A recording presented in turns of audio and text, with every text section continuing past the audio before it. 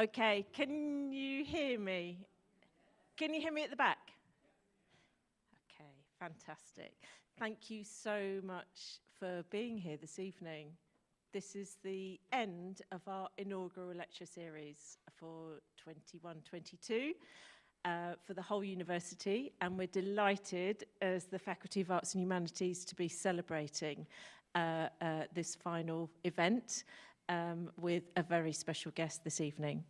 So good evening and a really warm welcome to all of you. My name is Professor Sarah Barrow and I am the Pro-Vice-Chancellor for Arts and Humanities here at UEA. And on behalf of the whole university, I'd like to welcome you here this evening. Thank you again for giving up your time and your kind of intellectual kind of moments to share this with our dear friend Becky Taylor this evening. Thank you again for joining for our sixth and final inaugural lecture of this spring term. It's brilliant to be here this evening, but welcome also to not only those of you joining us here in the Julian Suddy Centre, but those of you joining us, I think, via YouTube. I think we've got a great audience out there. Just been given some nods to say you are, in fact, here, which is wonderful. Thank you for taking part. Do let us know, those of you out there in the chat, where you're watching from, because Becky will love to know that afterwards as to where you are dialing in from. Before I give this introduction to Becky, I would really like to just emphasise that one of the things we've tried to do this year as a faculty is celebrate our women, our brilliant, fantastic, professorial women. We have promoted with good faith and with all good value are fantastic women in arts and humanities, and we deliberately chose to celebrate the work of three of our women this year. Melanie Williams, Jo Clark, and this evening, Becky Taylor. And I'm so proud that we're able to do that. We have a long way to go to be better about gender equality, but we are trying to do that. And I'm pleased that this year we've been able to go some way, and this evening is our point of contact and our last point of contact this year to do that with all good faith. We need to do much more, and I very much hope that you will kind of stand with us and our role models and our people to try to take that fight a little bit further forward. So thank you, and thank you to all of you for being here, for helping us with that. Becky, Professor Taylor, received her undergraduate degree from University of Cambridge, where she specialised in African and Indian history. This was followed by a Master's in Gender and Development here at UEA, so we do have quite a multidisciplinary aspect to consider here, and we're really proud of that as well. Becky then completed her PhD in history at Birkbeck, University of London, which resulted in her first book, A Minority and the State, Travellers in Britain in the 20th Century. Becky's research is focused on minorities, migration, and the state. And she's an expert in the histories of state expansion, migration, ideologies, and violence, as well as histories of empire, xenophobia, and identity. What could be more relevant right now? Professor Taylor is interested in different methodological approaches to history, particularly combining oral histories and archival methodologies.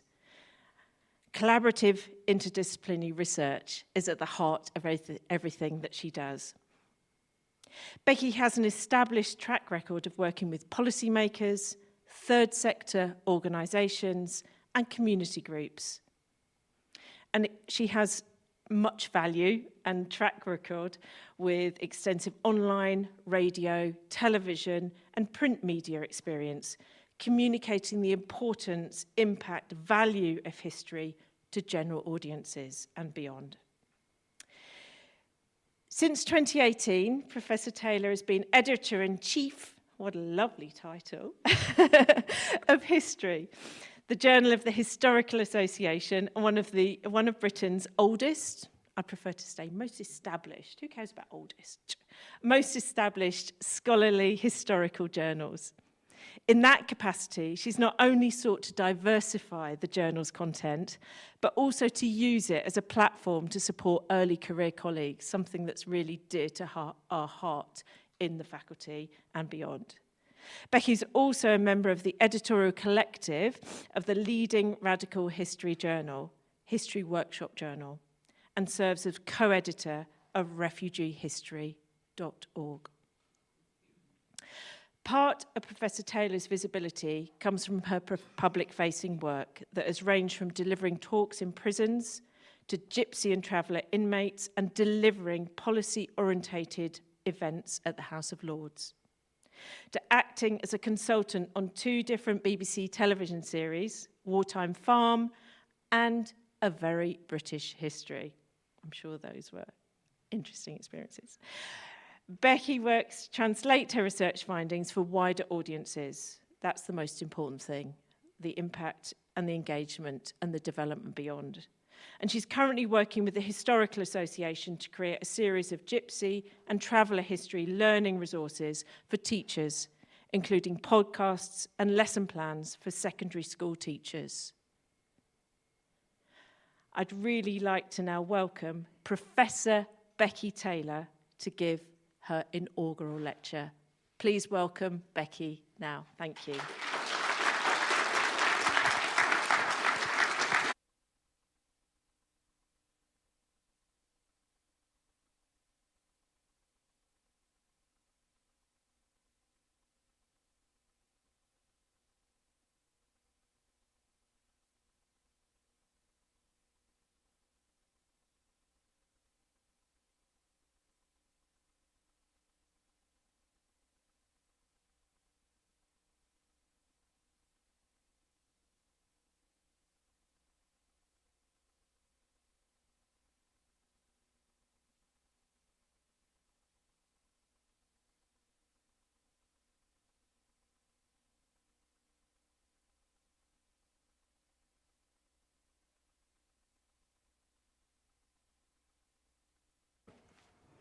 Good.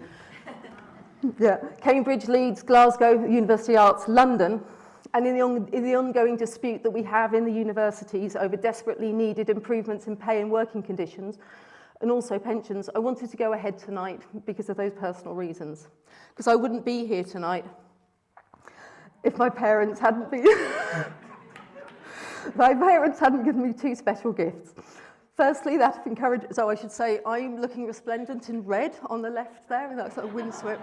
There's my mum and dad there, with my elder brother, my younger brother, and some of our friends in Scotland, in a place that some people who are here tonight will know well. So my parents have given me 2 special gifts. Firstly, that of encouraging me to see the world and everything in it as a place of curiosity and wonder, something to get excited by and involved in, a place where strangers are people you can learn from and not a threat, and where learning things is a way of opening up the world, understanding it a bit better, and our place in it a little more. And second, the gift of taking me seriously, listening to me, letting me know that not only were my ideas worth listening to, but my dreams were something they would support. No matter, I knew this was going to happen. No matter how dubious some of those dreams might have looked. So thank you. And I've benefited from other people who have taken me seriously as a child and opened up my view of the world. Piers and Sally Blakey, who are here tonight and have their own relationship with UEA, and I still think of as an extra set of parents. And then as I moved into academia, the people who gave me their time and their attention at important moments along my academic journey. David Feldman is my PhD supervisor, who's not only always seen the wider value of the histories I've tried to write, but has believed that I could write them.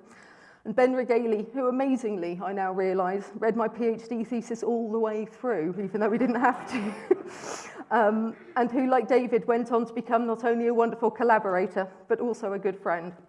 And John Stewart, who insisted on making time for me at my first academic research post for me to submit my first book proposal, which, as all historians will know, is a crucial moment in all our careers. And he very sweetly said he thought I'd become a professor by the age I was 42. It was wrong, but how lucky I was to have someone who had a vision of what I might come and to push me at that moment. And all through this process, I want to make clear, being taken seriously is very much not the same thing as somebody agreeing with you. As my children showed me almost every day of their lives, in fact. My ideas, opinions, and approaches have always been tested, challenged, stretched, and reworked by colleagues and students. Whether it's been thinking through what community actually is, am I being lazy if I choose to use the word refugee? What might be the difference between mobility and migration? Why does that matter? Or through pushing me to explain simply what we historians really do when we go to the archives. I've only been able to get where I am here tonight through the intellectual challenges and intellectual generosity of others. Some I've gone on to work with, and some of those people are joining us remotely tonight: Norway, Germany, France, Israel, and New Zealand, as well as from other parts of the UK. And some of them are my fantastic UEA colleagues and are here tonight. And I should say not just the brilliant modernists that we have here. I owe the title of my most recent book and a particularly optimistic view of the 20th century to two of my medieval colleagues. So thank you to the generosity and the support that I receive within the school on a day-to-day basis. And then I want finally to speak about another influential set of people in my life, but people who sit very much outside academia, who I want to mention partly as another thank you, but also to start opening up one of the themes I'm going to develop in my lecture tonight. Now, I only work for the university on a fractional contract, and a number of you will know that I spend the other half of my life working on a cooperative farm, a place that as a group of friends and co-workers we built up from a couple of barren and windswept stubble fields into a small mixed farm over the past 17 years or so. And you can see how, just like in university prospectuses, it's always sunny at Berry Farm. And I want to mention the farm and my fellow workers for two reasons. First, because it provides a humbling corrective to the self-importance of academic life. Neither nature nor indeed my fine comrades really care about my latest book contract, my published article or conference papers. Far much more important is whether I've done the correct sowings of salad to see us through the winter, how good the potato harvest is, or whether I've left the tractor in the right state for the next person. And if I've been able to be productive in my academic life, it is perhaps in no small part because I've had the luxury of being able to maintain some distance from it. I work with a group of people who keep my feet on the ground and remind me on a daily basis how the world is bigger than the university. And I'm really privileged you turned up tonight, so thank you there at the back. And so what might be the connection between this and the kinds of histories I'm interested in and write? For now, I want us to hold on to two thoughts as I go through the substance of my lecture. The idea of the work that goes into taking somebody seriously on their own terms, and the importance of understanding the world from someone else's point of view. And because I used to think that working on the farm was a sort of an antithesis to my academic work, but I've realised that we couldn't actually build up the farm without the diversity of skills that we have within the group, whether it's Todd's carpentry, Hayley's bookkeeping skills, Sam, who is our fantastic ecologist and works on our land management, Mark's willingness to shovel shit in horrible weather together. Is actually those things are really important, and they're important. It's not just that we have a diverse practical skill set, we have those different skills because we think differently and we experience the world in different ways. Diversity is for us both a strength, but it's also always a challenge and it's a constant piece of work. It's not easy to genuinely value different approaches and perspectives, and the world obviously would be a lot simpler if everyone just agreed with me. But it's through the process of genuinely taking on each other's worldviews and perspectives and the process of harnessing our different strengths, we've been able to create Berry Farm. And so when we sort of go through in the rest of this lecture, I want us to sort of take those things with us, and we're going to come back to them at the end. And before I finally get onto some history, I want to explain what I mean by unpopular people. It kind of started as a bit of a joke, because for years now, my shorthand response to the question, what kind of history you do, has been, I look at unpopular people and their relationship with the state. By this, I don't mean those people who didn't have friends at school, although I suspect there is a large overlap between them and what I mean by unpopular people. Rather, my work over the past couple of decades has seen me trying to understand histories of gypsies and travellers, refugees, the stigmatised poor, migrants and fisher people, all groups who very often sit at the very margins of British society. And although, as I'll try to show in a bit, this doesn't mean they've been marginal to the making of the British past. But of course, unpopular people isn't a recognised conceptual category used either by historians or sociologists. What it is, though, I think, is what we call a common sense category, something that makes instinctive sense to those to whom I speak. A descriptor like community or normal, words we think we know what they mean as long as we don't interrogate them too closely. What the phrase unpopular people is doing, I suspect, when I use it, is mobilising an apparently shared we that encompasses not only myself as the speaker and the listener, but also an imagined community of others who also understand who might be an insider and therefore, quotes, popular, and who might therefore be unpopular, an outsider beyond the pale of, quotes, normal society. And in fact, what I'm interested in doing is not reproducing those shared understandings, but rather in making them explicit. I'm interested in poking at that boundary, that line between the apparently shared community of mainstream society and those placed beyond it. And why? Because I believe that doing this can do two things for historians. By opening up the boundaries of who is included in history to embrace groups who have been historically excluded from accounts of the past, it allows we historians generally, and me specifically, to expand who history is about.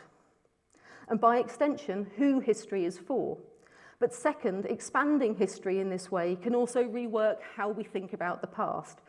And in doing this, we can complicate it, enrich it, and even rewrite our established histories. But what might this mean in practice? The 20th century of Britain can be written as one of increasing freedoms, personal and civic freedoms. Think here of the extension of the right to vote for women and increasing economic, legal and social freedoms for women that were gained over the century, all something like the decriminalisation of homosexuality and the gains made by the LGBT communities since the 1960s. Or think again of the growing material freedom from absolute poverty that was won by and for ordinary people through the labour movement and the welfare state. Where this narrative of growing freedom is interrupted, during the Second World War, for example, where individual freedoms were constrained by emergency measures, including conscription, rationing and billeting, these are often seen as an aberration from an otherwise general trend towards increased personal liberty across the century. There are, of course, all sorts of ways of complicating and contesting that picture. Thinking about freedom of movement would be one way to challenge this narrative. How it was far more difficult for individuals to cross international borders in 1999, say, than in 1899. While my research into refugees has explored what these limitations on certain kinds of movement meant for particular people in particular places and times, is one of those things where I sort of start pushing about, what we might mean by freedom and how we might sort of challenge that as an idea. I'm not actually going to be talking about refugees tonight, and I'm happy to answer questions about it later if that's useful.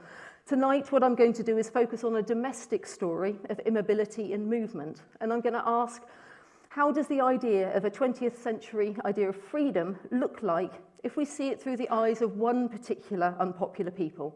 Gypsies and Travellers.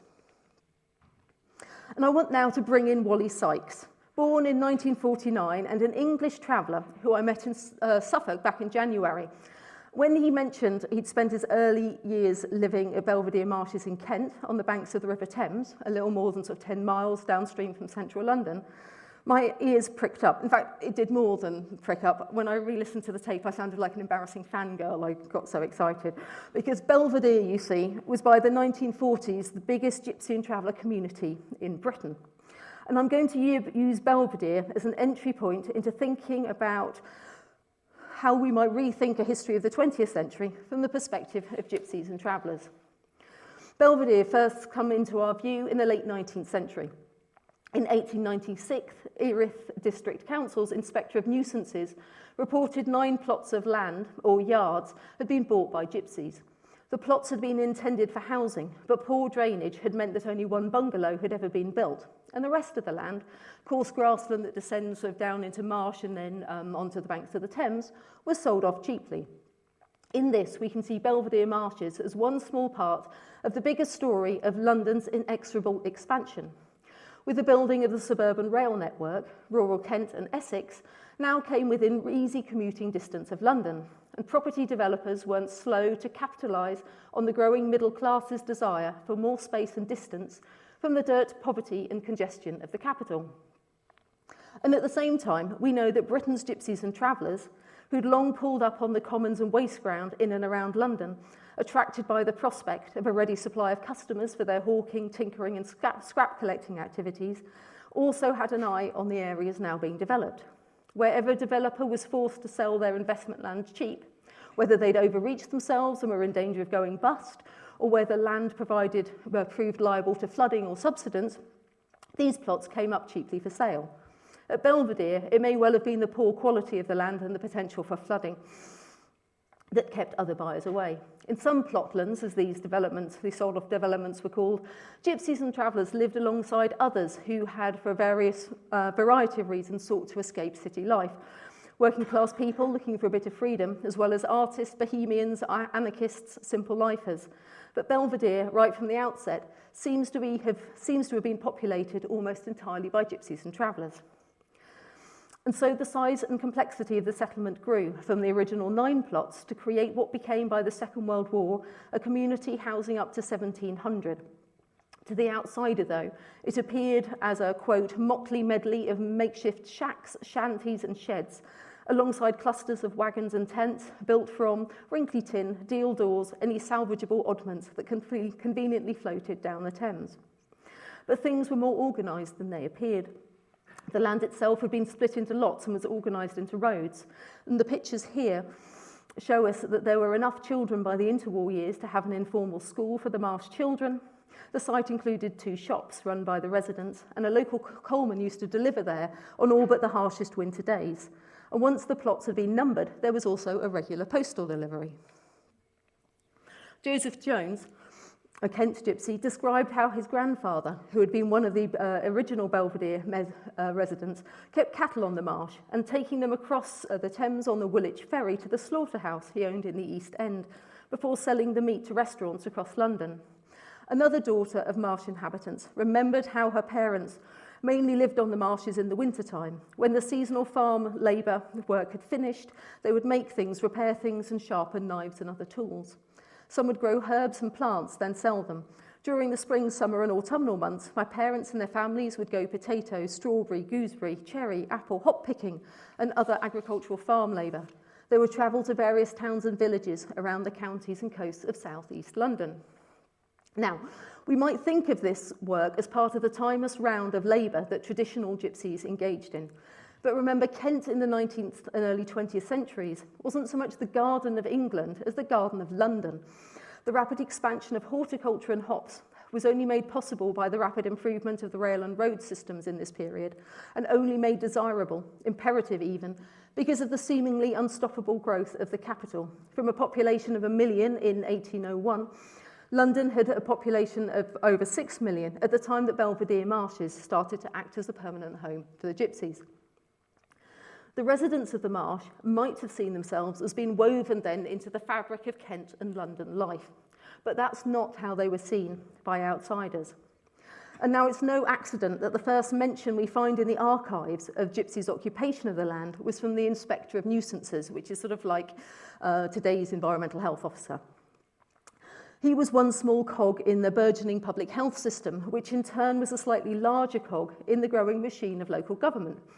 And this expansion of the state was underpinned by the best of intentions.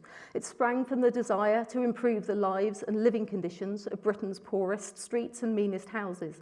It aimed to get rid of the slums, replace them with decent housing where working class families could flourish.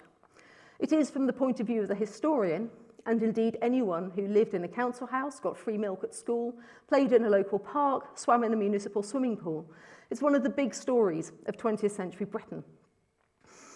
But where did it leave people who didn't want to have their lives tidied up? who wanted little more from the state than the freedom from interference, a sort of a freedom from, if you like, as opposed to the freedom to demands of the women's and labour movements.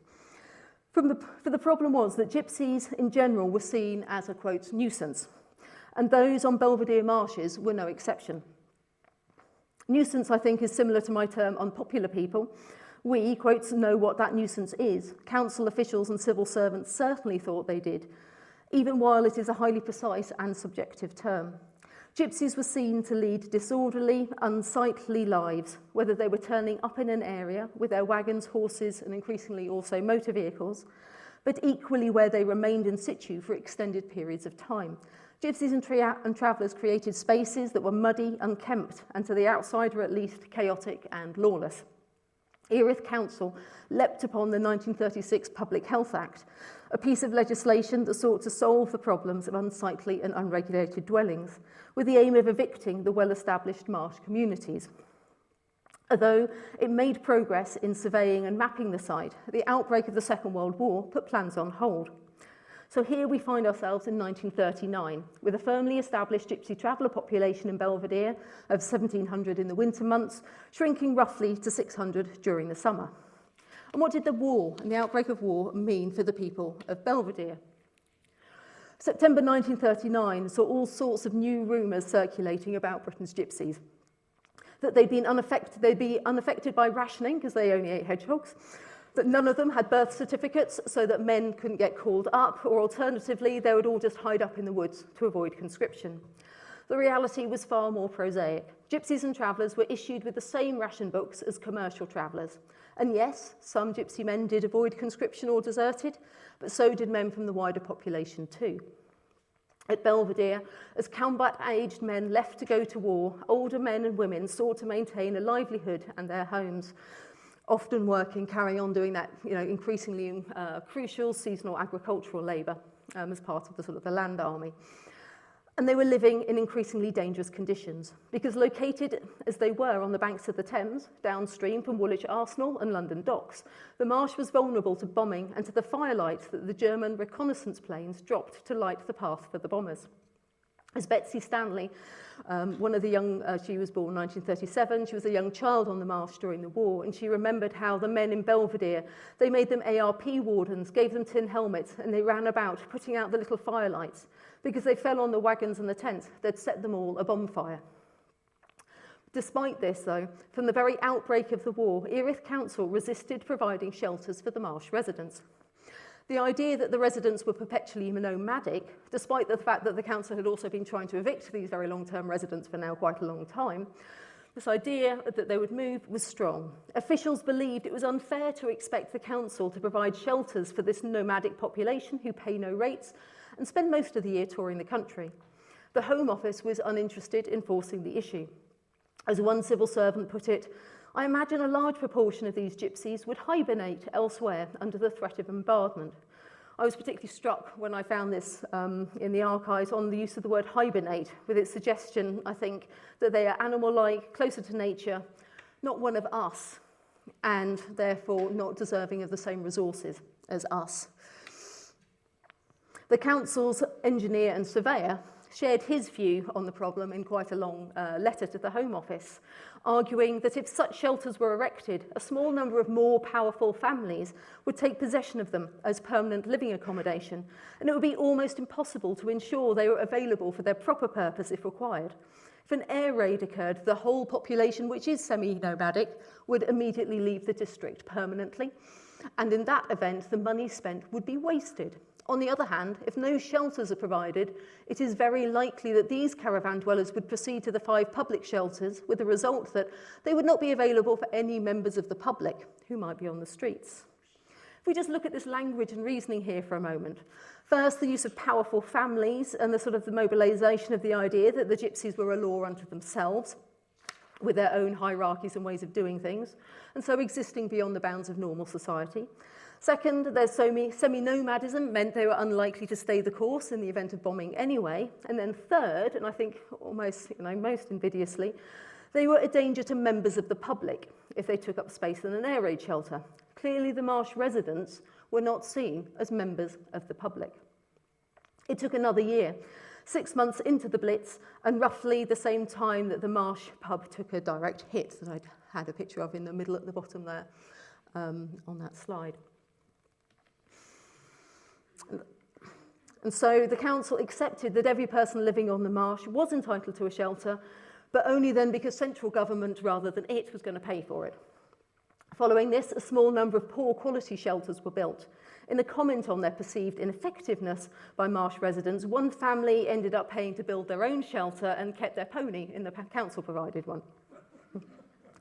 Even when the council finally accepted, and this was now the winter of 1943, that the residents had a right to the linked Anderson shelters, construction was slow. Contractors were told not to leave any materials on site overnight to guard against the residents stealing cement. The shelters were built to lower standards to the normal domestic shelters. They weren't given doors or lighting, as the council had decided it wouldn't be desirable in these particular cases. Anderson shelters, with a capacity to hold 100 people, enough for 1/6, remember, of the marshland summer population, were finally completed in June 1944. Throughout the war, therefore, the interests and well-being of the Marsh residents were consistently subordinated to those of the wider population. When it was justified at all, it was justified through mobilising commonly held stereotypes around gypsies' criminality, untrustworthiness and flightiness. The government protagonists of this saga would probably argue that theirs was simply a pragmatic, common-sense approach. These days, we would probably call using negative stereotypes of a racialised population, using that to withhold state resources, we'd call that institutional racism. And I think it certainly was, but I'm less interested actually in slapping labels on particular behaviours than exploring how these stereotypes and attitudes, while remaining consistent, were given life in very different ways in different historical contexts. So what do I mean by that? Well, let's look at how the Gypsies and Traveller residents of Belvedere were treated by the same council in the years after the war. On the one hand, it looked like business as usual. Erith Council continued to make progress with its pre-war eviction plans to clear the marsh. In fact, even during the war, it had managed to find the time and the resources to schedule the land for public amenities and allotments and compulsorily purchase the land. And so who could argue against the Medical Office of Health's vision for the area as a holiday camp for the people of London with, and I quote, chalets for accommodation, tennis courts, swimming pools, putting greens, a bowling green, a community hall complete with cinema or other entertainment and dance floor, together with children's playgrounds, including sandpits. So as a result of this compulsory purchase, some residents took the money and left. Others stayed and demanded alternative spaces for their businesses, further compensation and financial assistance with moving their wagons.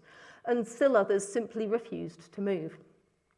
The council's eviction process, which became a drawn-out saga, even made it into the national press in 1948 with this, and we can see this Daily Mirror's Ruggles cartoon strip, which featured the plight of the Belvedere community, where we have Councillor Alford there depicting as describing the Gypsies as a blot on the good name of Erith. Now, I think there's a bunch of interesting things going on here. First, there's the fact that the council were putting considerable effort into evicting a group of people, all owner-occupiers, remember, who weren't putting any burden on the state. And this, despite the fact that the last years of the war and the first years of peace were ones of intense housing shortage, particularly in and around London because, of course, of the Blitz. Second, there was the Medical Officer of Health's vision of the local authority built and managed holiday camp. Try to imagine our local councils doing that kind of thing today. And this speaks of a particular historical moment in mid-20th century Britain that was the high point of council autonomy and action. And it spoke of a vision of society in which an active and benign local state provided not simply a bare minimum safety net for its population's poorest, but rather a whole range of services and facilities that would allow its people to flourish. This was what the moment of the creation of the post-war welfare state looked like at the local level. Yes, there were deep structural challenges, particularly around housing, but there was also a vision for the future. And this vision was, in some ways at least, also to include Gypsies and Travellers. Not on their own terms, of course, because that would mean leaving Belvedere Marsh in the hands of the residents to live how they wished.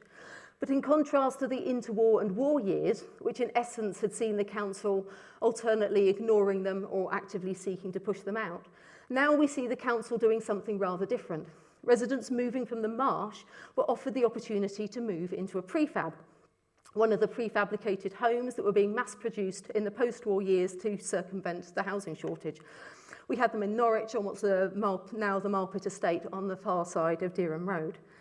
And offering, as they did, built-in kitchens and appliances and lots of cupboard space, they were very popular with many of their tenants. So Betsy Stanley, who we met a little bit earlier, remember talking about the firelights during the Blitz, was from one of the families who moved into the prefab. And she remembered it as a lovely place. It wasn't far from the marsh, just across the fields. They were lovely huts, absolutely beautiful, clean as a whistle. The floorboards on the hut were as white as snow, and we had electric light for the first time in our lives, and an indoor toilet. That was nice.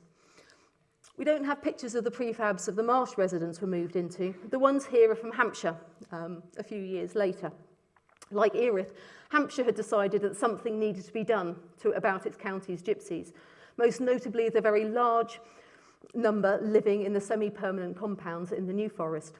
Elsewhere in England and Scotland, where gypsies and travellers were forcibly settled into accommodation, it was very often into substandard huts, sometimes without internal doors on the grounds that the residents wouldn't know what to do with them.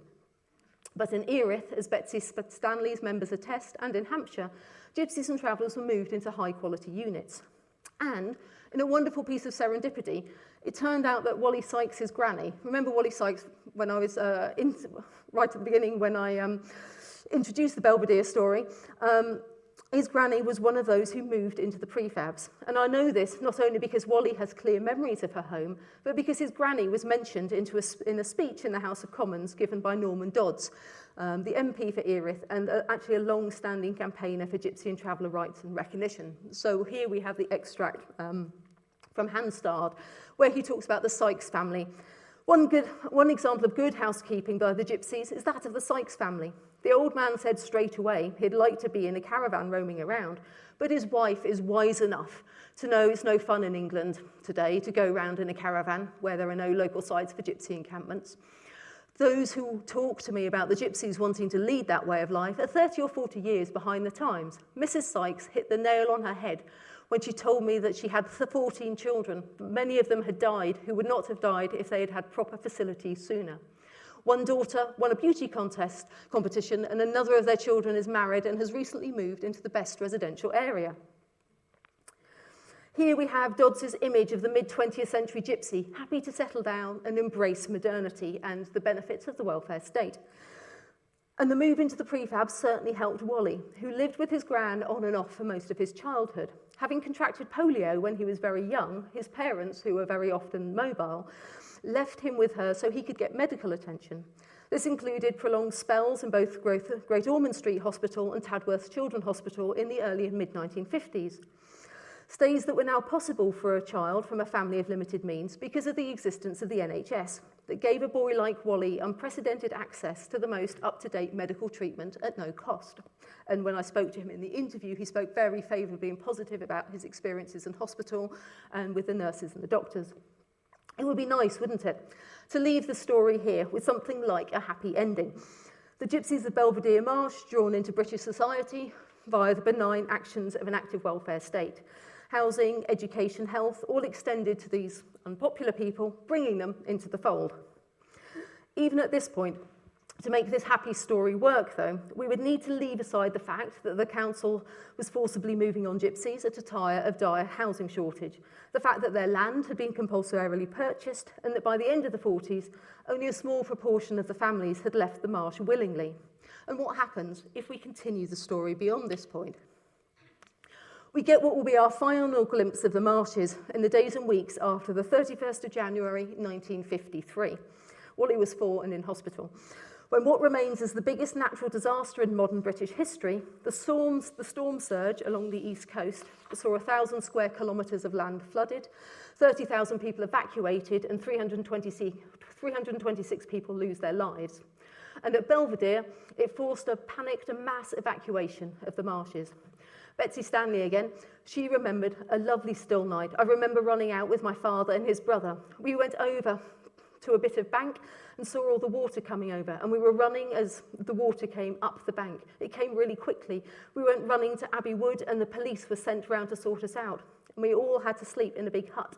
They gave us some mattresses and we just lay on the floor with blankets. I don't know where they got them from, but they coped well, the Gorgia people. That means non-gypsies. We were always grateful to them for that. Most of the caravans and dwellings on the marsh were washed away. Many of the residents moved off, either into one of the prefabs or onto one of the other established gypsy traveller sites in the area. Only a handful, about 70 families, remained, to be evicted formally and finally in 1956. No longer owner-occupiers, the state had made them homeless. Many moved to nearby established sites, Ruxley Chalk Pit, Darenth Woods, scrappy, anonymous, out-of-the-way bits of Kent, increasingly hemmed in by housing and development. I only know these names because I've come across the files dealing with the protracted evictions and aftermaths in the National Archives. Darenth, over the winter of 1951-2, for example, saw 300 gypsies, many of them ex-Belvedere residents, evicted in the middle of winter, left to live on the side of the A2 until they were once again split up, moved on, and the Belvedere residents gradually disappear from our sites. What we could then see as what had been the relative freedom for gypsies and travellers of the first half of the 20th century became something very different in the second half. Across the country, increasing numbers of councils were dealing with their housing shortages by embarking on massive house building schemes, often on the very urban bits of wasteland or the edges of towns and cities that had acted as stopping places for gypsies and travellers for decades. These pictures come from St Anne's in Nottingham, which some people might know was sort of one of the slum areas of central Nottingham, and there was a long-standing campaign against the clearance and redevelopment of that part of the city. The post-war decades were not then kind to Britain's hereditary nomads. Shortage of stopping places combined with greater enthusiasm for local planning and environmental health officers to remove the nuisance of unauthorised encampments. And no longer living in picturesque horse-drawn wagons, but rather in modern, and yes, warmer, more comfortable and spacious trailers, gypsies and travellers became increasingly vulnerable to accusations that they weren't, quote, real gypsies, that they were little more than criminal vagrants to be met with hostility and abuse. And where the welfare state stepped in, yes, sometimes, as in Wally's experience at Great Ormond Street, it was positive, but more often interventions were grudging at best. Welfare benefits reduced on the assumption they'd be supplemented by begging or stealing, and at worst coercive, the threat of children being taken away by social services to get a family to move on, housing being offered on the condition of being expected to leave their gypsy ways behind. And here we've got a particularly vivid image of what this meant, one of found by my research assistant on a current project that I'm working on. And it's one of the Hampshire gypsies burning his trailer on becoming, quotes, rehabilitated by the council's resettlement schemes. And I've set it against the words of Jimmy Connors, an Irish traveller living in the West Midlands in the 1960s, where things became particularly intense. 28 times that day I produced my driving licence and insurance. The first day summonses totaled 62 and the full total was 300. The persecution went on, night and noon and day. The police thought we'd move away from the Midlands, but the question was, where could we move to? All camping sites were banked up with piles of earth, trenches dug across all open land to prevent us from camping on them. A harmless child is blown to bits at the hands of the local authorities. And in fact, I was once giving a prison talk, and I normally just speak off the top of my head when I give a prison talk, but this is something I read out. And one of the inmates said, that was my uncle.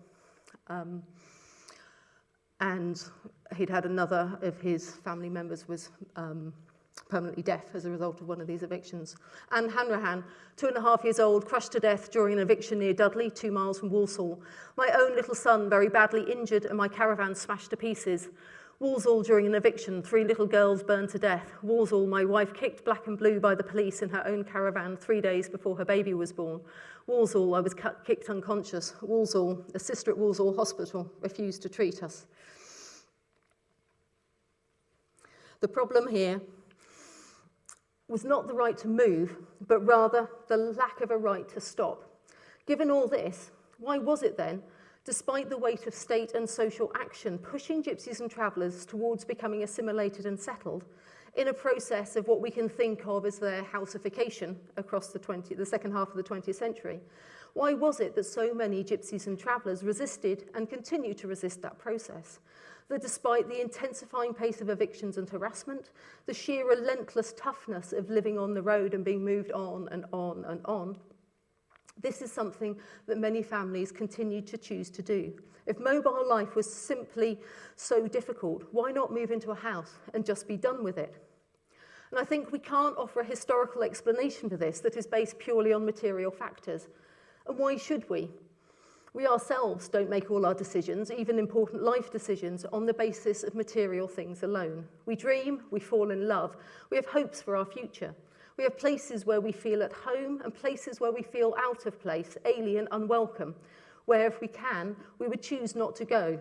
We all, as Judith Butler has put it in another context, we all seek to make livable lives for ourselves.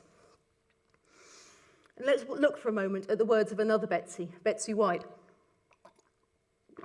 a Scots traveller, explaining why so many traveller families in the 1950s and the 60s gave up their brand new council houses and went back onto the road.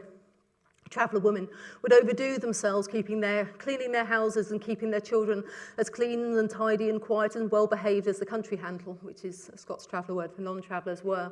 The effort was too much for them. They would nag and plead their husbands, "Take me out of here.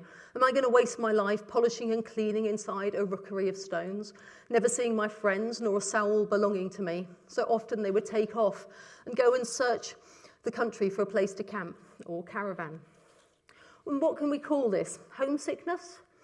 If home is a time and a people and a way of living, and not, as we would normally think of it, a set in mortar place, what does it mean if we, as historians, begin to take such feelings seriously, write them into our understandings of the past?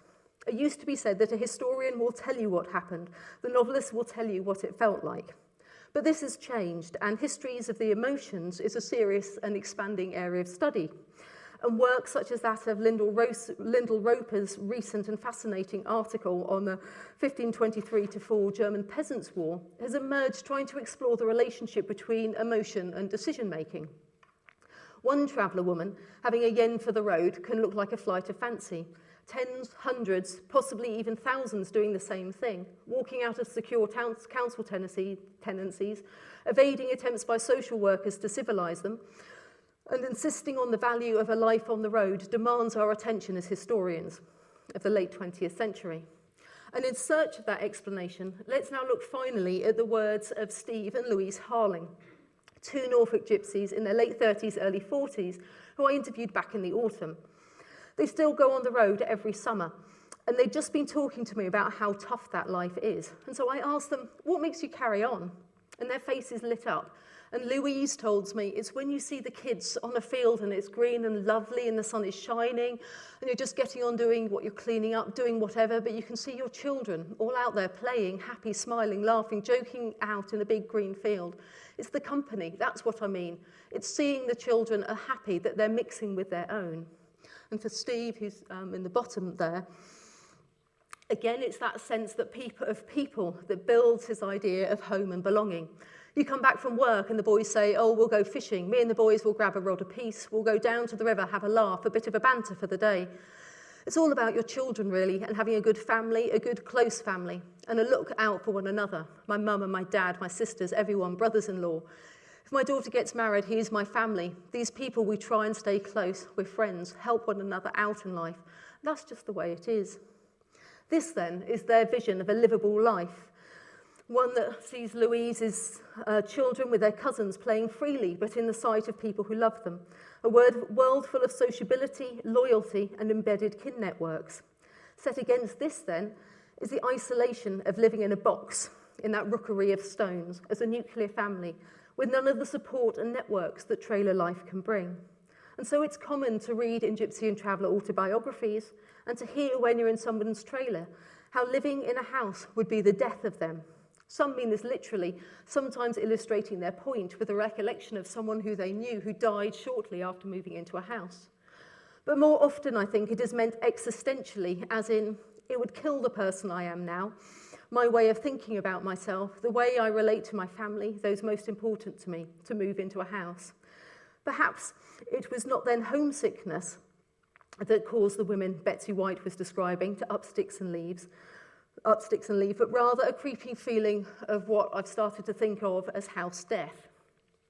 And I'm going to close now just by asking some questions. How would the history of the 20th century have looked for gypsies and travellers, and by extension other popular people, if politicians, the local and central state, the police, the wider population, had taken their worldview, their feelings of house death seriously? What would genuine empathy of another worldview have looked like? How might policies and state behaviours at the high point of the welfare state have worked to embrace that worldview rather than to suppress it? What might it mean if we took that approach with unpopular people today? Why does any of this matter? In the vast sweep and tide of events of the mid-20th century, what can a story of a ragged patch of Kent marshland and a handful of people add?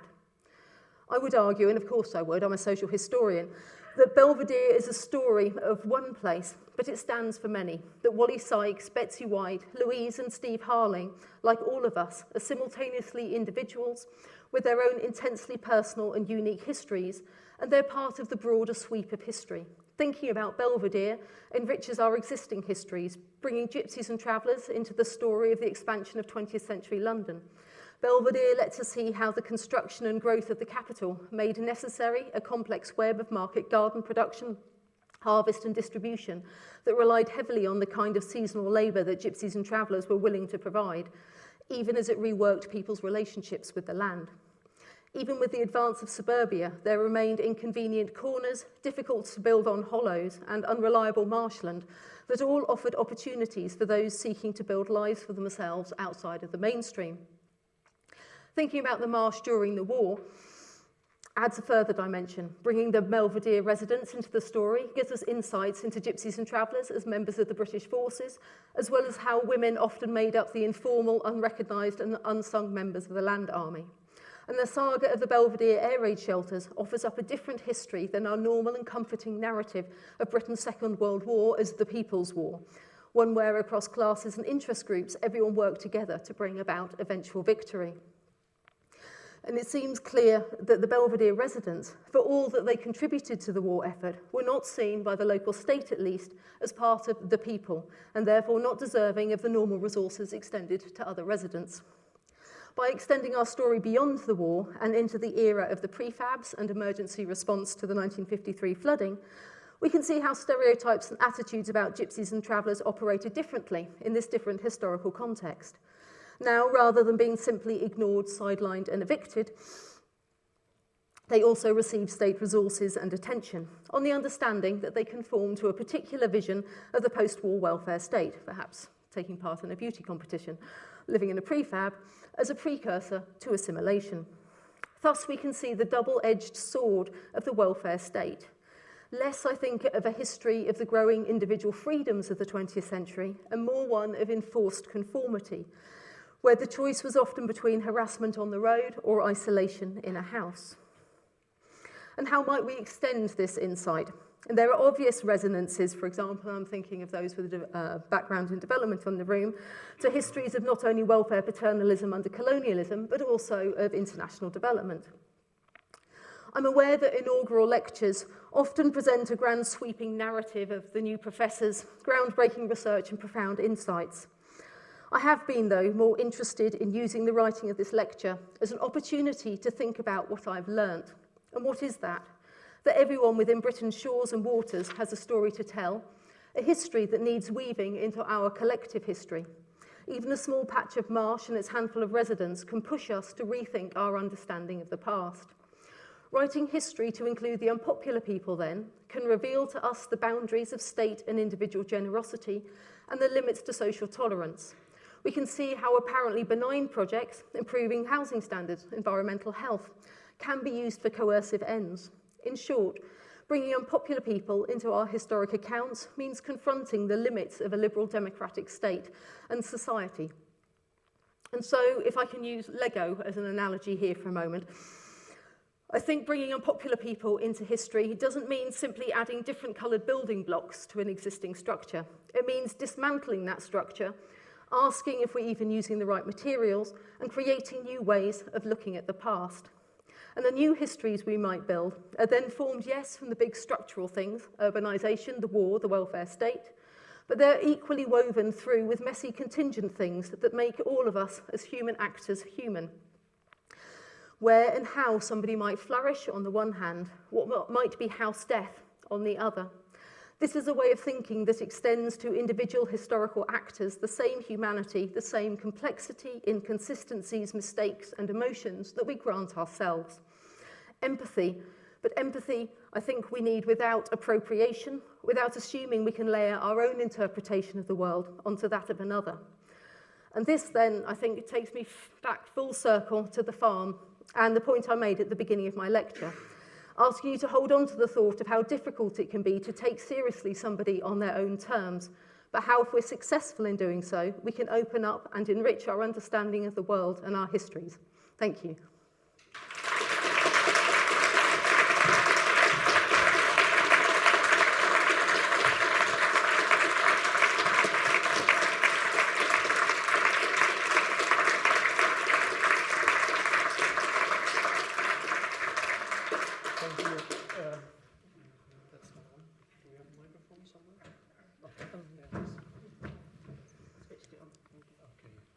Thank you, Professor Taylor. This was a real tour de force, a thought-provoking lecture. I think that highlighted a continuing need for us to broaden our concepts of history and approaches to history. And as you have shown here with the example of Gypsies and Travellers, unpopular people, they are historical actors of their own right. They have agency, they shape history, and their history is part of the history of these isles and the continent more widely. Before I invite the audience now to ask questions, I'm sure there will be many, let me just say that as the head of the School of History, I would like to say that we're very, very fortunate, we're very, very lucky to have you as part of our department. As a scholar, as a brilliant teacher, as a much valued mentor, and I can't stress that enough, as a colleague and as a friend. So thank you for your loyalty to the department and for your immense contribution you make week in, week out. Thank you.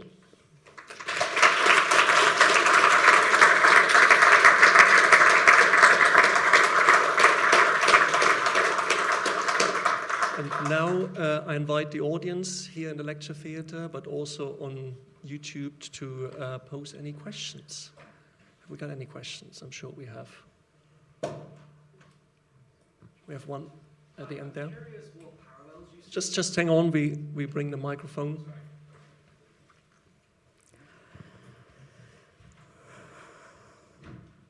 Hello, I'm curious what parallels you see between the treatment of gypsies and travellers in England and the treatment of people in places like Africa, where nomadic cultures were forced to stay still and, well, you know more than me, obviously.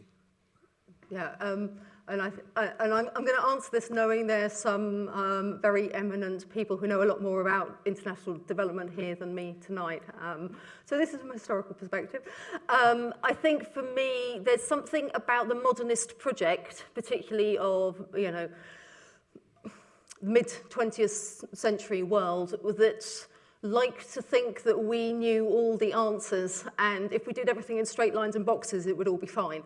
To, you know, collapse a very complicated argument into a couple of sentences. And I think there's that thing, you know, there is, I think, within Western culture, there's always been a disquiet about nomadism that we don't see, for example, in the Ottoman Empire, where there was also large numbers of Roma, where they were relatively seamlessly integrated into the tax systems from the late medieval period. And they were just like, yeah, you're nomadic, that's fine, we can still take money off you.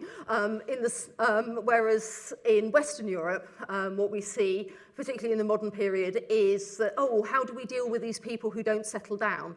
And you layer onto that, I think, certain racialized assumptions that we start seeing in the late 19th and 20th centuries around, you know, not just hierarchies of race, but that being tied to how people use and think about land. And so people who are nomadic aren't using the land efficiently and effectively. And it's a waste of land and a waste of space. And what you need to do is to use that land quotes properly is to then turn it into what we would see as being recognizable agriculture. And so I think there's this sort of, you know, wider mindset around the place, the sort of, you know, what's seen as being a tension between nomadism and modernity, which very much more often, I think, is played out in places where there are development projects where they, you know, they try to settle people and, you know, stick people in huts in places where that's not going to be appropriate and all that kind of thing. And, you know, on a much, much smaller scale, you know, I would see it as being part of the same pattern of thought, I guess. Does that make sense? It does, yes. Okay, further questions? Okay, there's one there, and then we have one here. Yeah, thanks, Becky. That was fascinating. I just wonder, could you say a few words about changes in the economic niche occupied by the travellers and gypsies and how that, you think, impacted on the changes in their social situation in the 20th century? That's a great question. Yeah, because, so the thing that's really interesting is what you get from pretty much from the late 19th century onwards. There's this narrative that gypsies are going to die out because they live on the windy heath by themselves and, you know, endlessly play the violin and look romantic, and they can't fit into urban ways of living. And the reality is, what we know is that so Judith Oakley, who was a groundbreaking anthropologist in the 1970s, did this really sort of seminal case study that she called the Traveller Gypsies, and she coined the term commercial nomadism. And so what she said is, and, you know, to me makes complete sense, and I think it holds true, and it's a concept that I use in my own work, that it's not the form, it isn't the content that matters. It doesn't matter whether you're selling pegs or knocked off furniture or carpets or bunches of white heather. The important thing for gypsies and travellers is being self-employed. So self-employment is really important. And another thing that's, you know, it's the kind of thing, so traditionally the kind of roles that people fulfill, you know, under that sort of banner of commercial nomadism, is something that is a useful thing, but you can't do it in one place all the time. So there's only so many scissors you can sharpen in one village before everyone's got sharp scissors, right? Okay, so you sharpen everyone's scissors in one village, and then you go on to the next village, and a year later you come back and sharpen everyone's scissors again, or you mend their pots, or, you know, and you fit that in with your seasonal agricultural labour and those kind of things. And what we've seen then, you know, with gypsies and travellers in the 20th century is they've sort of continued that same model. So there's only so many, you know, to take some examples, there's only so many front drives you can tarmac in a particular area before everyone's, you know, happy with their tarmac drive before you move on to somewhere else. There's only so many leylandii hedges you can lop and top before moving on somewhere else, but you then might come back to that area a few years later and do that same thing again. So on the one hand, from a gypsies and travellers point of view, their economic model has stayed the same, but the content of the activity has changed. From a settled population point of view, what, you know, we have seen, you know, there is this sort of idea that real gypsies sell pegs, make baskets, act like our great-great-grandparents in essence. Those gypsies and travellers today who are doing things aren't real gypsies, quote, because they're not doing those traditional activities. And so what we see, so part of the stigmatisation that I was talking about, which I can talk about for chapters and chapters and, you know, haven't tonight, is that, you know, there's this sort of complex interweaving of the this sort of romanticised image of who a real gypsy is that's then mapped onto who has a right to travel. So if you live in a bow-topped caravan, even today, and, you know, you make pegs and you sell them, as some people still do, you're more likely to not get moved on than somebody who's in a trailer and is collecting scrap, for example, and then taking off. And so there's this sort of, you know, uncomfortable mapping onto the activities, expectations, both of sort of racialized expectations of what those activities mean. Does that answer your question, or have I just gone off on a tangent, as I can do? Thank you. We have one more question here, and then maybe we take one from the chat, if there is one on YouTube, and I think then we have to wrap it up. As kind of the surge around unpopular people, the surge of conversation around unpopular people develops at the moment, for the non-academics of us in the room, how can we talk about these issues in a less academic way, in a more emotive way, to be able to start a conversation about this in circles which perhaps aren't so academic? That's a great question. I guess what I was trying to do at the end of this, by sort of taking it back to sort of thinking about empathy and emotion, is that, very often when people have these people have stereotypes that are often around, ignorance and fear, and dehumanizing people and not seeing them as having the same complexity of emotions and the same kind of well, of course, people will understand if I do this thing because I'm a fully human being, but I expect this other person to behave in a different kind of way. And so for me, I guess, part of it politically, there is this, it doesn't seem very radical to say, hey, why don't you just try treating other human beings like human beings? Rather than, very often, I think with stigmatized groups, they tend to either be, a devil or an angel. And we've seen that, a lot, myself and my current colleagues, Coretta Phillips and Zoe James. We're working on this research project looking at Gypsies and Travellers' experiences of crime since the 1960s. And there's a lot of sensitivity, very obviously, around talking about Gypsies and Travellers as criminals and as victims. And for me, it's self-evident that Gypsies and Travellers, as with everybody, deal with the world in a messy and complex way, and to be able to say, yes, for it to be politically okay to say Gypsies and Travellers are both criminals and victims of crime in the same way that the wider population contains both victims and criminals, it feels really difficult to do because, those people who put a lot of time and energy into supporting and advocating for Gypsies and Travellers feel that they have to hold on to that Gypsies and Travellers are all angels. And for me, that's doing a disservice because we're all messy, complex human beings, and actually it's a radical act to expect someone to be as imperfect as you are. Might work. I don't know. Thank you, Becky. Do we have a question from the online audience? Yeah? So that's the final question then.